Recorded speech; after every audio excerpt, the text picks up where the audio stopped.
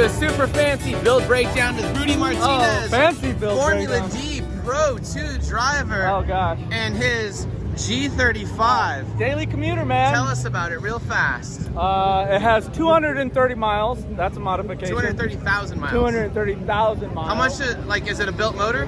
No, it's completely stock, not even a tune. How many plenum spacers? Ooh, I would try to stack 3, but we only got 1. Oh. The bolts weren't long enough. I always think about if you could choose modifications and it's plus 20 for an exhaust, you're like, I'm gonna have 2 exhausts on this I did bitch. chop up a 350Z exhaust. Yeah. And that's what we got on there.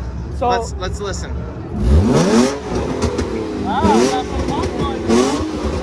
So tell me real quickly what's good about this car, what's bad. You have a JZ Dogbox S13 that's a monster. What is this? Why do you want a car that's not as good as your other car? It's very easy on the tires. I've been on the same amount. I filled up once this weekend. Yeah. And still on the same thing. When I drive the JZ car, I have to tow 30 gallons and have a full tank at all times.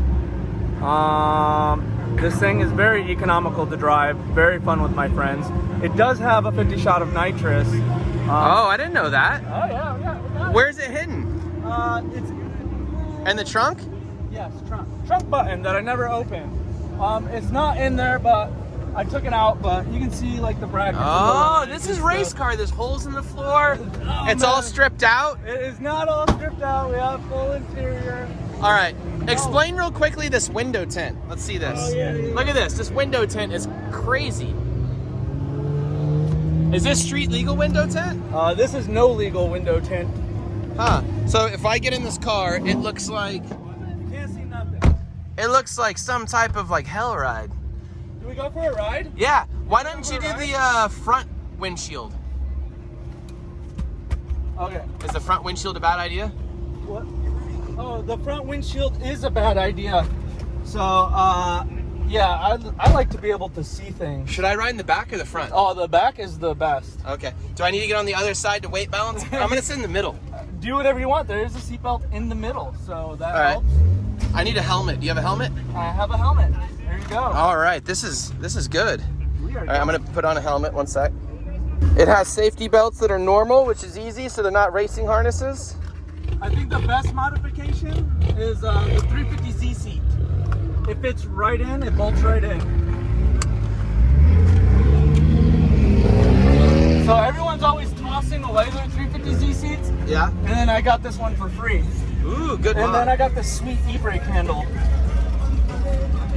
So it's a stock e-brake. It's a stock e-brake. Minimal investment. It looks like Harrison's coming with us. Oh, cool. Tone it down. That's a fielding. That's fielding. All right, I have my legs locked in on each corner. We're at Circuit of America right now. We're about to go on the track. Okay, we're going. All right, legs locked in. Legs locked in. All right, here we go, man.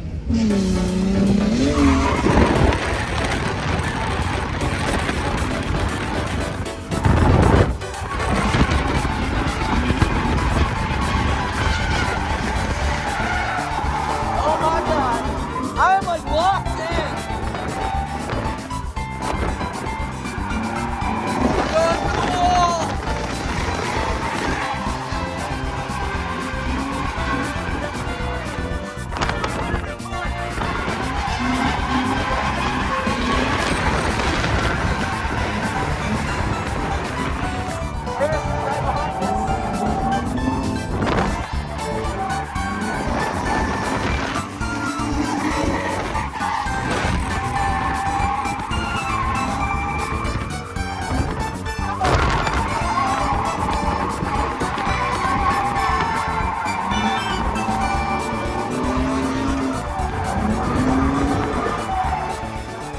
Oh my God, have you sat back here yet? No. It is wild. It is so ridiculous back here how much you move. Even locked in there, and my arm up here, I almost couldn't hold myself in. I don't know if I've ever sat in the back seat of a drift car before. And you know what's crazy is we'd put people, 4 people over the jump at Minami and stuff. They're always like, it's so scary back there on tailgate. I was like, I never experienced the level of fear. Do you feel when you pull the e-brake, the whole car like whooshes like to the side? Yeah, the car actually feels like it has a ton of grip from back here. Really? But it also drifts really well. Huh. I think it's like this is all second gear, or were you Yeah, shifting? it's all second gear. Yeah, it worked really well. I can do third gear by myself, but not with a ton of people. So what do you think about simple cars like this? Do you think you could be happy with a simple car like this and not have a built car, if you know what I mean, or would you get bored? Because this, you probably have done more laps in this in 2 days than you have in your S13 in like That is very true. months. I think for me is... Oh, and the last time you took out your S13, you went through a diff and 3 axles? Yes, when this car has been... I haven't done any work on this car since the day I got it. No Wow. ignition coils. I barely changed the oil. I did a lower control arm, and the rest has been like modifications, and I only have like 4 mods on this car. Wow. So it's, and like that 350Z either has a V8 in it, and you did more ride-alongs with him than him. Like, not that ride-alongs are some metric for success, No, but but people enjoyed the car. It's definitely easier to get ride-alongs in this because anyone can buckle up. It's a normal seatbelt. The thing is when you're driving something with high horsepower, you don't really want to give a ride-along, especially when it's, sorry, but free. If you're spending $200 a lap, you know, you kind of don't want to share that with someone else. Yeah. Which it's all special in itself. But this is like, who cares? Just get in, man. Oh yeah. It doesn't cost you. It's not that much of an investment. Yeah. And it's totally. I was gonna say when you're in a competition car too, you're focused. Like if you're in a competition car, you don't want to throw the weight off. Like putting a 150-pound person in a 300-pound person, then a 90-pound person. The car is completely different. And then the seat's so far forward in the S13 that like I'm getting so close to people. I want to be able to see what the other person is doing. Where this, you know, seat moves, the other seat's like planted. I wanted to say something real quick. Also, when you're out having fun, the track doesn't really matter as much as you would think. The car doesn't matter as much as you think. The friends you have with you and like close tandem and just having fun is way more important than all of those things. That can change the whole experience. Yeah, so this car, have you ever broken an axle in it? I've not broken anything in it. Yeah, I try and like push that on people all the time. Like, how do you say?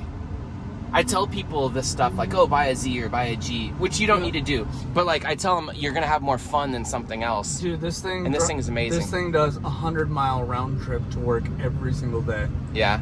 And no problems. They're such good cars, and they're so cheap.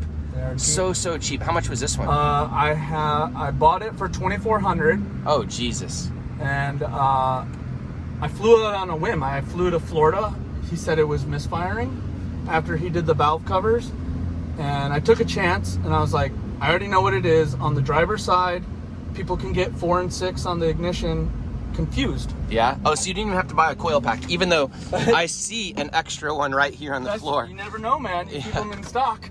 There's kind of and these are the ones scattered. People upgrade to on like the SRs and everything. Yep, I run them in our SR. And it comes with these, yeah. I have a few scattered in this car just in case. You never know. But Yeah. I never use them.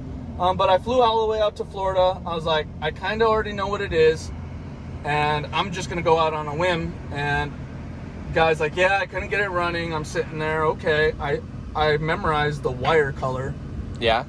In the parking lot of this dude's house because he lived in an apartment, and I was like, hell yeah. Ran the codes, P0300. I was like, you know, I could probably fix it at my friend's shop.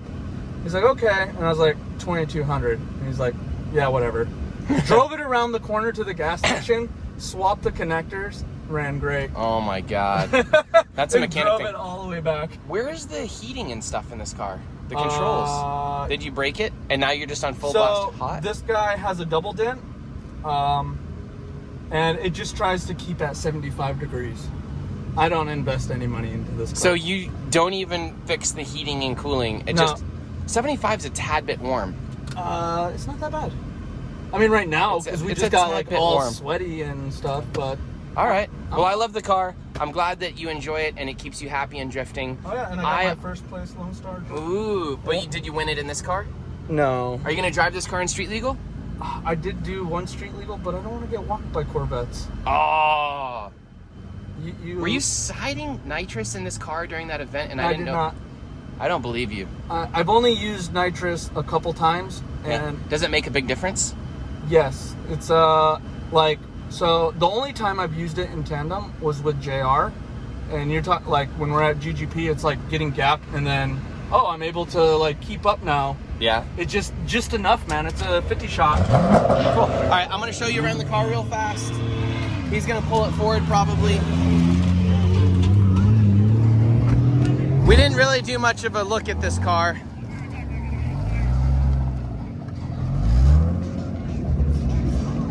I feel like I left my sunglasses in here. Yeah. What? Did I? I don't know. Yeah, I did. Cool. My sunglasses.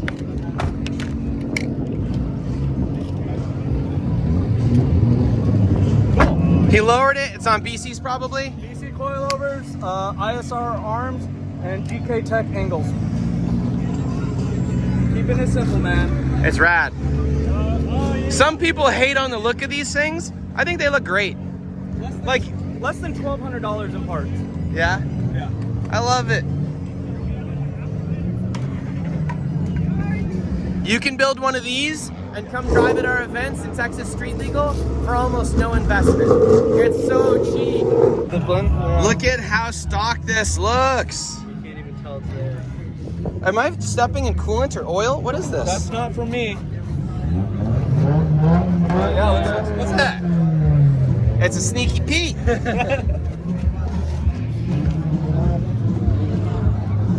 These are such gross looking motors.